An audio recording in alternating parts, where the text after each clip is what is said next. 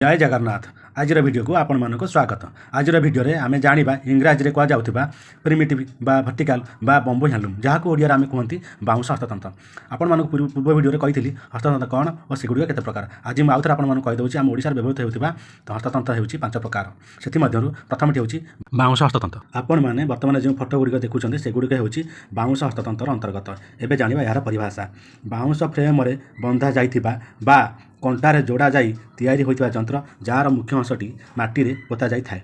बिना विद्युत और बिना इलेक्ट्रिक हाथ और गोड़ को व्यवहार करी सूता सूता जाल परि छंदी बुना कार्य करा जाई उत्पादित होइतिबा वस्त्रोपयोगी यंत्र को आमे बाउंस हस्ततंत्र कहू। आपण मानक अनुरोध हस्ततंत्र रे तैयारी वस्त्र पिंधंतु एवं मेसिन तैयारी वस्त्र पिंधंतु नाही।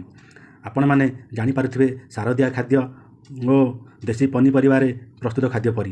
तेणु आपण मैंने निजे विचार करूँ कौन करा उचित कौन कौन करवा। भिडियोटी को एतिक रखुच्छी। आपण मान अनुरोध ओडिशा रे बंद होगा बसीथिबा हस्ततंत्र लुगाबुणा कार्य और बांध कार्य को सुरक्षा करने अभियान में मत सहयोग करूँ। से घरे घरे मोर चैनल को सब्सक्राइब करने सहित शेयर करी लाइक कमेंट और फॉलो करूँ। रोची नमस्कार। जय जगन्नाथ।